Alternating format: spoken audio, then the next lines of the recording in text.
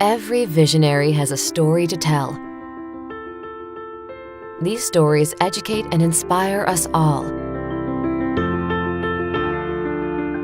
You could hear them cranking up in the morning and hear the click, click, click of the roller coaster.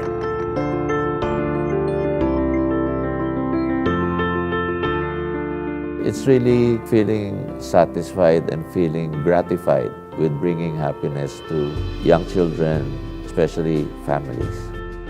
Working with people who are having a good time is so much better than any other job. Join us as we learn from these trailblazers.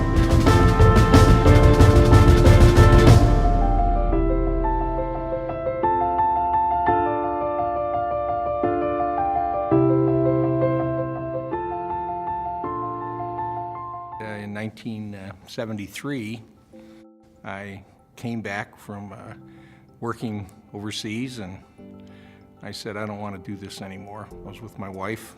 I had $600 to my name, no place to live, no job. And I went to an agency, and they called me a couple days later, and they said, how'd you like to run a museum? And I thought, I had visions of, now I was 27, and I had visions of art museums and statues and Chinese porcelains. And I got down there, and there was a shrunken head and a barrel of water with a faucet suspended above it, with a continually running stream with no apparent connection to anything. The faucet wasn't connected to the wall.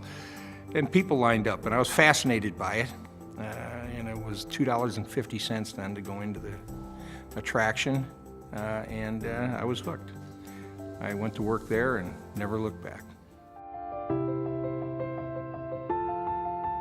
Like so many people that get into our industry, working with people who are having a good time is so much better than any other job. In our industry, seeing the smiles on the faces of people and seeing them willing to come in, spend money to have that bit of fun, and seeing them leave happy is a very rewarding thing. And most people, once they get into our business, if they can get into management, never leave it.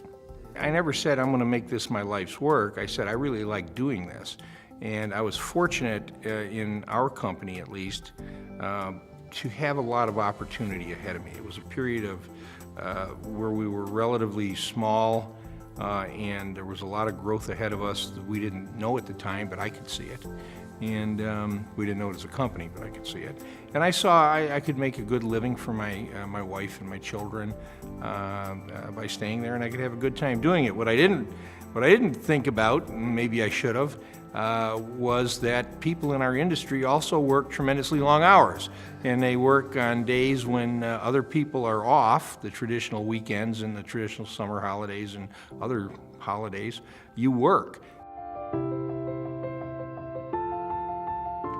We were bought by Jimmy Pattison out of Vancouver, and he said, I want you to grow the company by 15% per year. That means you double every 5 years. Well, to do that, it's okay in the beginning when you've got a few attractions and you add another attraction, you pick up your 15%. Then you have to add an attraction and a quarter and an attraction and a half. Pretty soon you're having to add a lot of attractions. There aren't that many locations available for Ripley's, believe it or not, attractions. So it became very difficult to keep achieving this 15% growth that he'd put on me. So I started looking for a way to do that. And I said, what is it we really do? What's our core competency? Okay? And I concluded that what we did was sold tickets to people who were buying blocks of time to do something fun. It didn't matter whether it was a Ripley's, believe it or not, or it was a planetarium. I mean, it was something we could manage. And I started looking for things where we could do that. And the first opportunity for that came with the moving seat theaters, the Motion Master type theaters. We went in and we bought an existing one, did very well with it. Started expanding our business to do that. Then we realized we could sell combination tickets between multiple attractions. And then as I started adding those things, I said, well, we have to even get bigger because we're still not going to achieve this 15%. We're going to run out of spaces for those too, because now we've got 20 or 30 attractions. One of the things I've always loved, being a Chicagoan, was the Shed Aquarium. At this time, the late 80s, early 90s, the aquariums that were being built for $115, $120 million. It was an unheard of number in those days. And they were all losing money. None of them were paying their way. And I went in and I looked and I said, I love aquariums. People have loved aquariums for more than 100 years. They keep coming back. It isn't the fact that they don't love them, it's the fact that these businesses can't financially cover the operating expense. Why? We decided, after visiting aquariums all over the world, that the aquariums were being designed as educational facilities and not as entertainment facilities. So we said, we can take an educational subject and we can deal with it as entertainment, and we can do a better job of educating. And we also said we're not going to make monuments to architects. We're not going to have a bunch of big dead space. So we set some basic philosophies: big fish, lots of fish, colorful fish. We have to double up our life support systems to support the heavy load of fish we're going to carry. It's not going to be like the natural environment. And we sat in a room and we designed an aquarium that was economical, entertaining.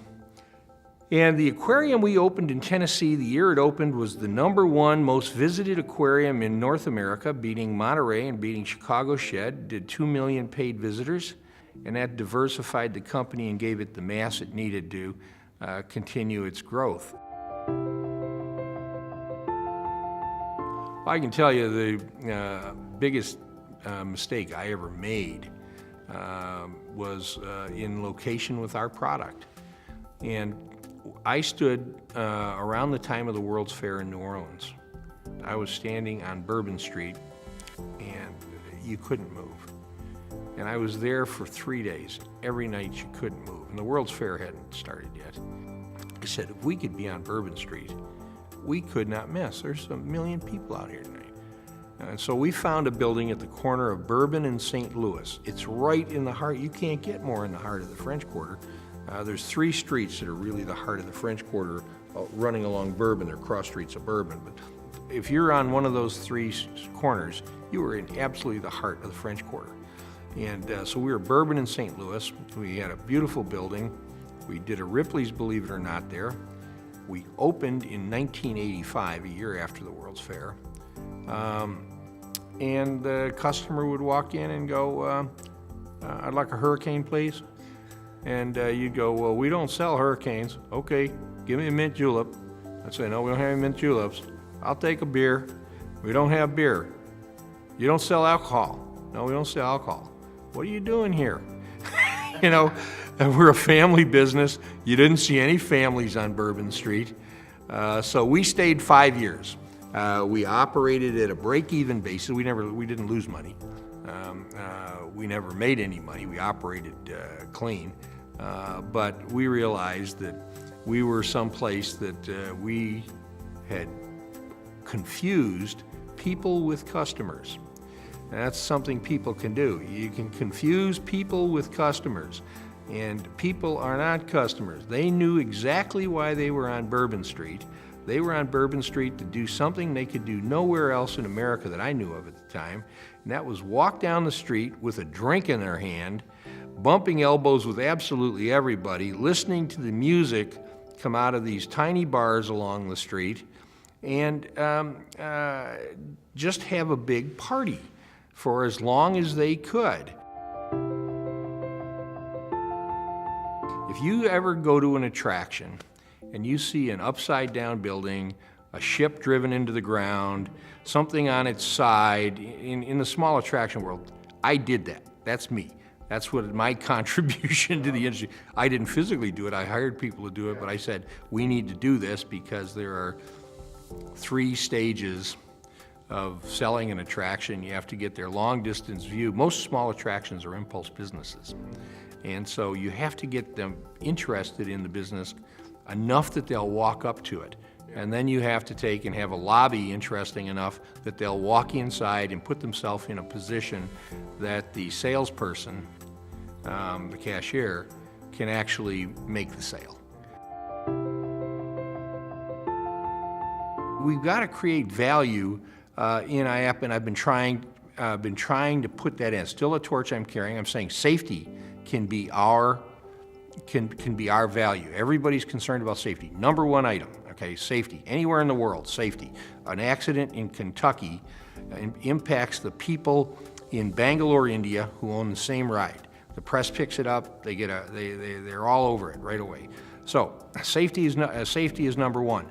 In the United States, if you do not have ride incident reporting, if you did not agree to report injuries on rides, you got kicked out. We passed it at the board. But if you're 1 mile across the border, or in this case, if you're 70 miles across the border in Canada, you don't have to report. Yet if something happens in Canada, it hits the American media just like it would anywhere else, just as though we're in Ohio. So I was a big pusher for having this same standard carried around the world. In fact, made it part of membership. I was one of the people, along with some others, who pushed for a new code of ethics that has safety right up at the top. It's part of your membership application. You now sign saying you will adhere to these certain things. First of all, it's safety, it's ethical in terms of not infringing on copyright or design things, other issues like that. Trying to put that value in membership so that when you say you're a member, you're getting value for something. Everybody around the world looked at us and said, we're joining an association in the States. They didn't really think they were joining an international association. My goal was to take and move that further out so that at least they saw that it was acting international, even if some of them didn't yet believe it. So the opening of our European office occurred during my term. That was one of my things I pushed for, was to take those services that we have and deliver them in Europe with Europe's money. The money that's made in Europe, we used to price things in dollars. A European had to take and convert to dollars to join IAAPA. Now it's in euros. It doesn't change every time the dollar-euro rate changes. The money that's collected stays in a European bank account and is used to fund European operations. It doesn't even get repatriated. Our goal now is to do the same thing in Asia. To do those services, we're holding a really successful trade show in Asia, a really successful trade show in Europe. We got a really successful trade show here. People now look at us like the international in IAAPA means international, and that was one of my goals. The park industry, I think, is in trouble. And I think it's in trouble because I don't think consolidation has been good for the industry. I think other consolidators bought for different reasons. Okay, they bought with the belief that they could package enough parks, cut costs, improve the bottom line, then the multiple on that bottom line would be greater. Would be a same multiple that they paid or higher, but it would be a bigger number because of this savings, and that they'd make their money. But I think that bloom is off that rose. I don't think you're going to be seeing 13 and 14 multiples anymore. Credit's tight. I think the music stopped. People are going to be left without a chair. These funds typically buy and have an exit strategy 5 years down the road. So I think that when you take the entrepreneurial spirit out of a regional theme park, which so many of these ones that have been consolidated are, you take away their competitive advantage. And I don't think you can keep them successful just by cutting costs. I think it has to have innovation. It can't have one person sitting in a central office making decisions for a bunch of parks on how they're going to compete against their competitors. The people that are really doing it in spades are people in China who are building properties that are unlike anything we've seen since Disney got in the business, but adjusted for today's day. Companies like OCT, I know OCT, I know their properties, I've been to their properties, I know their chairman, I know those people. They're the absolute best shows in our industry, and I doubt whether there's many shows in Las Vegas or Broadway that can be. Broadway is every bit as good probably, and some shows in Vegas, but not many. But I don't know anything in the park world that competes with them, and the quality of their equipment and the quality of their projects, from their hotels to their theme parks, these are billion-dollar projects they're doing, and you don't hear anything about them. OCT took this booth at this project today, at this show, just to show that they're not selling anything. They own Konica, the big, if you saw the Olympics opening ceremony and that big screen, flat screen, they made that. That was theirs, biggest in the world. But they just wanted to show the association what they're doing, what they're up to. And so I think what you're going to see, there's some really groundbreaking attractions in China, and they're going to be the people to watch in the future.